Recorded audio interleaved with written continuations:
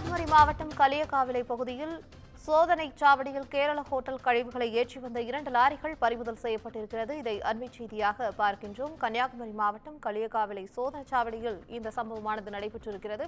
நெல்லை மாவட்டத்தைச் சேர்ந்த மணிகண்ட தேவா மற்றும் வள்ளிமுருகன் ஆகியோர் இந்த சம்பவம் தொடர்பாக கைது செய்யப்பட்டிருக்கிறார்கள். கன்னியாகுமரி மாவட்டம் களியக்காவிளை சோதனைச் சாவடியில் கேரள ஹோட்டல் கழிவுகளை ஏற்றி வந்த 2 லாரிகள் பறிமுதல் செய்யப்பட்டிருக்கிறது. இந்த சம்பவத்தில் நெல்லை மாவட்டத்தைச் சேர்ந்த மணிகண்ட தேவா மற்றும் வள்ளிமுருகன் ஆகிய இருவரும் ஈடுபட்டிருப்பதால் அவர்கள் இருவரும் கைது செய்யப்பட்டிருப்பதாகவும் தகவல் கிடைத்திருக்கிறது.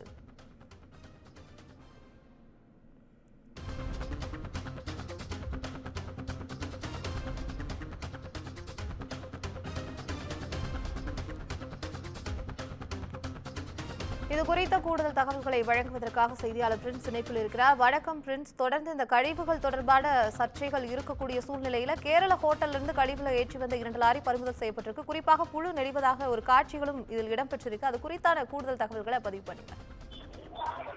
வணக்கம். அதாவது கன்னியாகுமரி மாவட்டத்தில் பல ஆண்டுகளாக கேரளாவில் இருந்து கோழி கழிவுகள் மற்றும் மருத்துவ கழிவுகள் அதுபோன்று ஹோட்டல்களில் உள்ள கழிவுகள் கொண்டு வந்து குமரி மாவட்டத்தின் பல்வேறு இடங்களில் குறிப்பாக நீர்நிலைகளின் அருகில் கொட்டி செல்லப்படுகிறது. இதனை எதிர்த்து பொதுமக்கள் பலதரப்பு மக்களும் கண்டனம் தெரிவித்த நிலையில் அதற்காக ஆர்ப்பாட்டங்கள் நடத்தப்பட்டது. இதைத் தொடர்ந்து மாவட்ட நிர்வாகம் மற்றும் காவல்துறையினர் சோதனைச் சாவடிகளில் பாதுகாப்பை பலப்படுத்தினர். கேரளாவில் இருந்து வரும் வாகனங்கள் தீவிர சோதனைக்கு பின்னர் அனுமதிக்கப்பட்டிருந்தது.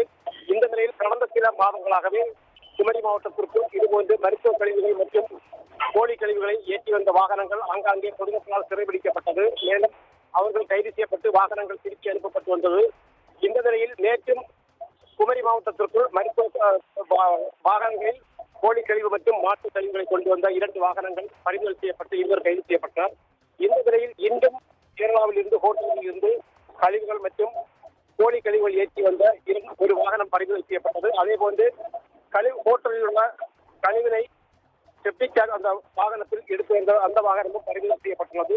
இது தொடர்பாக வாகனங்களில் எடுத்து வந்த நெல்லை மாவட்டத்தைச் சேர்ந்த மணிகண்ட தேவா மற்றும் வள்ளிமுருகன் ஆகிய இருவரை களியக்காவிளை போலீசார் வந்து தற்போது கைது செய்திருக்கிறார்கள்.